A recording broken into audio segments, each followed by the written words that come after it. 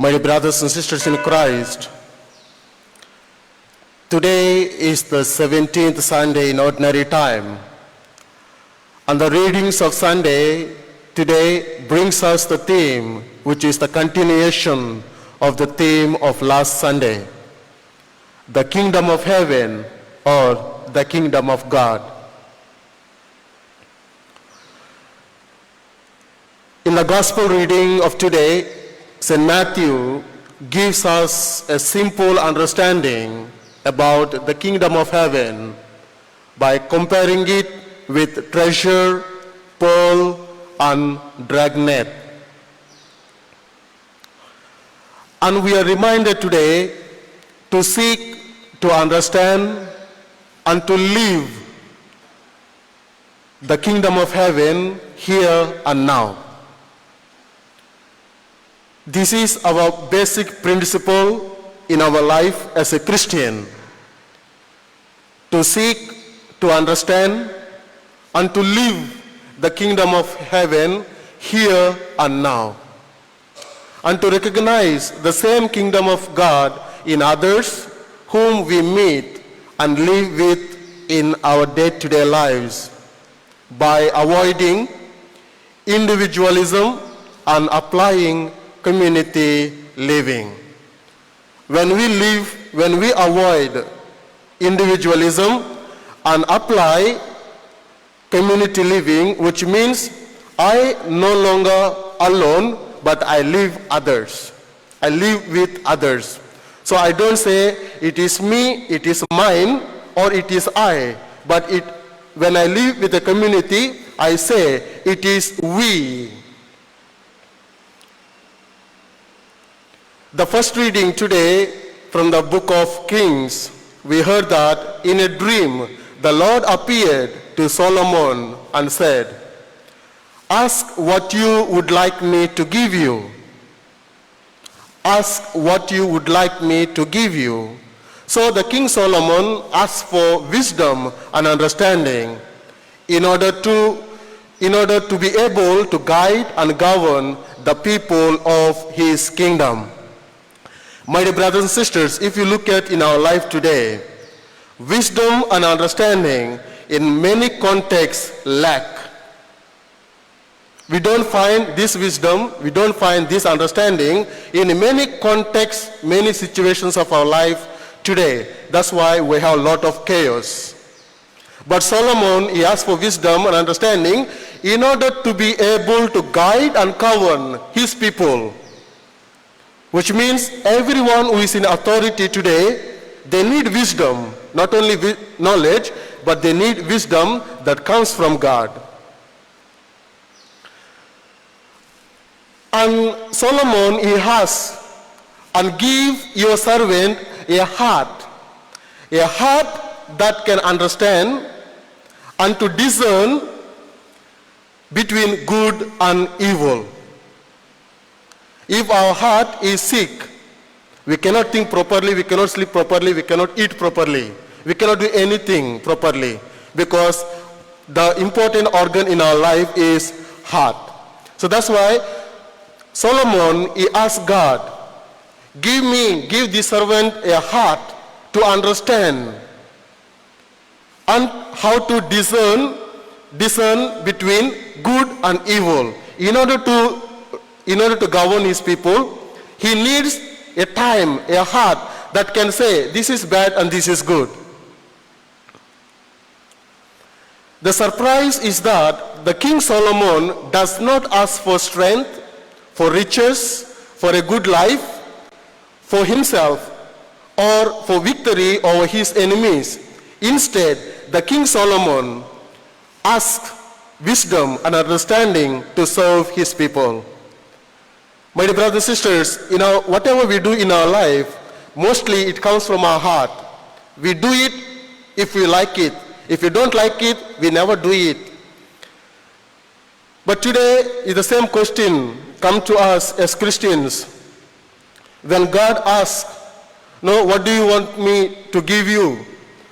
Our question is, what am I going to ask from him? The second reading today is from the letter to the Romans. In this letter, we discover that all things work for good for those who love God. All things work for good for those who love God. When we begin to live in God, we start seeing the world in different way than that of others who live away from God. Always we have to trust that whatever happens in our life is in the hands of God. This is the basic truth in our life. Whether it's bad or good, anything that happens, it is in the hands of God. Because we don't understand his ways, but we understand that he loves us. God wants us to be true images of his Son, Jesus Christ.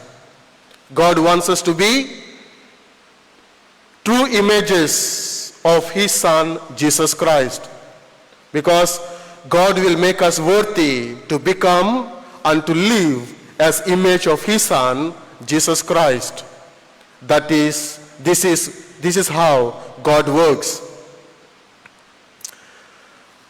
Our work is simply to accept God's work within us and to love and to allow him to work within us. So everything that we do, we must allow God to work within us so that we can do good. Just as Jesus, when he came, he did not do his own will, but he did the will of his Father. The gospel reading today from St. Matthew, God brings about his kingdom, and God will take out of his kingdom all that does not belong to his kingdom. These are the simple words, but it has a lot of meaning. God brings about his kingdom, and God will take out of his kingdom all that does not belong to his kingdom. You and I must be purified of all that is in us and which is against the kingdom. We should not fear this purification. Rather, we should recognize that purification is necessary, that we can be with God completely and always. So today, let us pray for the purification. Once we see the immense value and joy of the kingdom, it is all we shall want in our life. Once we see the immense value and the joy of the kingdom, it is all we shall want today. If we recall the parable, Jesus parable once again, we notice Jesus mentioned about the kingdom of God 3 times. Jesus mentioned about the kingdom of God 3 times, and compared with three different valuable elements. Number 1, Jesus mentioned the kingdom of heaven is like a treasure. Kingdom of heaven is like treasure hidden in a field which someone has found. He hides it again, goes off happy, sells everything he wants, and buys the field. If you and me find a treasure now, I think 95% of us, we do the same thing. If you know that there is some gold somewhere, or some diamond somewhere, we go for it. So this man, he went and he hid it again. He went and sell everything, and he came back to buy the field. The second time Jesus said, the kingdom of heaven is like a merchant looking for fine pearls. He hides it again, goes off happy, sells everything he wants, and buys the field. The treasure and the pearl, very important. If you get one, I think we can survive for lifelong. The third time Jesus said, the kingdom of heaven is like a dragnet cast into the sea that brings in a haul of all kinds from the water, like good fish, bad fish, immature fish, seaweeds, etc. Are we in this dragnet in our life today? Can I find myself in this dragnet, which is a good fish, bad fish, immature fish, the seaweeds, etc.? The action of the person who found the treasure and the pearl is the same. The action of the person who found the treasure and the pearl is the same. That is, he hides it again, goes off happy, sells everything. That is the action of the first person. But the third action is entirely different and stronger than that of the first two actions. The first one, he finds it, he hides it again, he goes off and he sells everything and he comes to buy it. But the third action, that is entirely different. So which one is more urgent that we need to do today? First, second, or third? Which action? We find it, we hide it again, we go back, we sell everything, and we come back again, we buy, or we choose the third one. My dear brothers and sisters, what can we sell today to inherit the kingdom of heaven? What can we sell it today? What do we have to sell? What do we have to find, to hide that one again, to go back and sell all the property, come back and to buy? What kind of treasure that we have in our life? What kind of pearl that we have in our life today? Our situation today, if God asks you and me today, ask what you would like me to give you, what do we ask from God? Life, good health, and what we really need from God in our personal lives. These are some of the questions that we can ask ourselves after hearing about King Solomon in this first reading.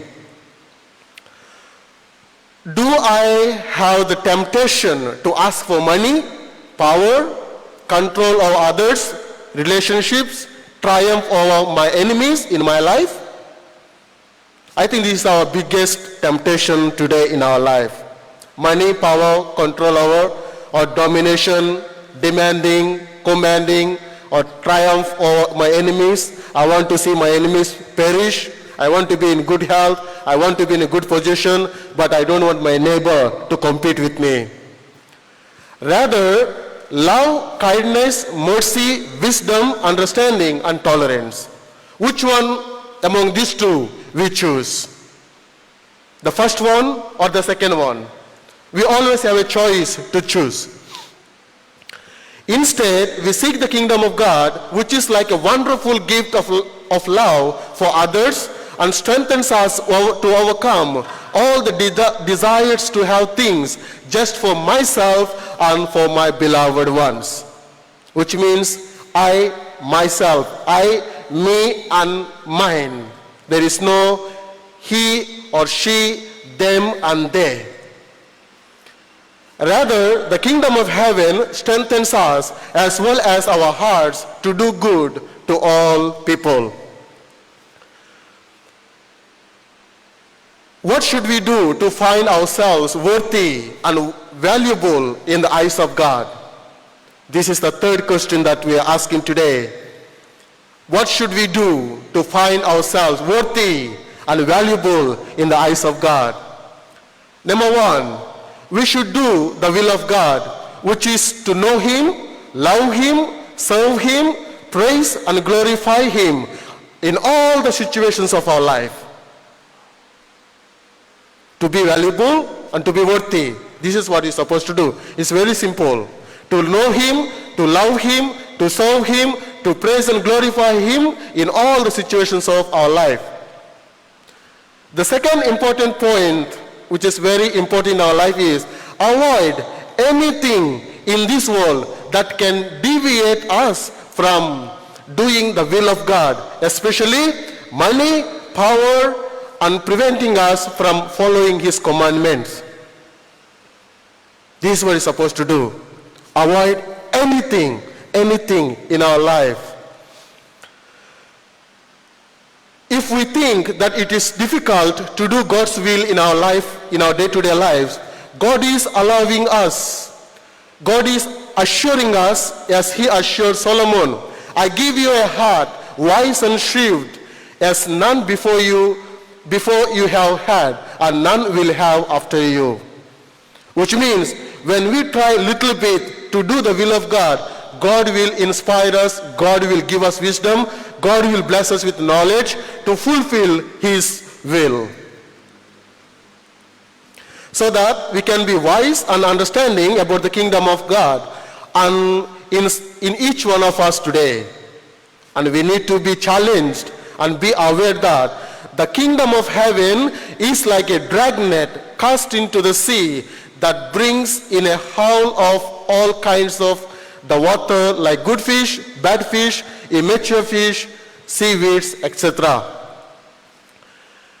When it is full, and when its time comes to sort out what is good and useful to them, all other stuff except the good fish is thrown away as rubbish into the fire. This is where I am afraid. My dear brothers and sisters, the third time when Jesus said, the kingdom of heaven is like a dragnet in which all the things, all of us inside. To being in the net, no problem. The problem is when the fishermen start separating it, is the problem. It's like a final judgment. Our fear is not that we enter the net. Our fear is, after enter the net, what this fisherman is going to do. So the thing is, he will separate the good fish and rest of it he'll throw into the rubbish into the fire. The good fish is given its value and the fisherman is happy. My dear brothers and sisters, are we a good fish? In the same way, this is how it will be at the end of time. The angels will appear and separate the wicked from the just to throw them into the blazing furnace where there will be weeping and grinding of teeth. This is our fear today. The angel will come. When the angel comes down, is the angel going to collect me or to leave me behind? To avoid the blazing fire, can we become a valuable treasure, valuable pearl, and valuable good fish in the eyes of God? This is the fourth question that we ask today. To avoid this blazing fire, to avoid living left behind, can we become a valuable treasure, valuable pearl, and valuable good fish in the eyes of God? My dear brothers and sisters, it is possible because God created each one of us with a purpose, and this purpose is his will. So, if we fail to fulfill his will, then we lose the value of the treasure, pearl, and good fish in the sight of God. Therefore, my dear brothers and sisters in Christ, let us strive to seek the kingdom of God and his righteousness, and all these things we need to do God's will be added unto us.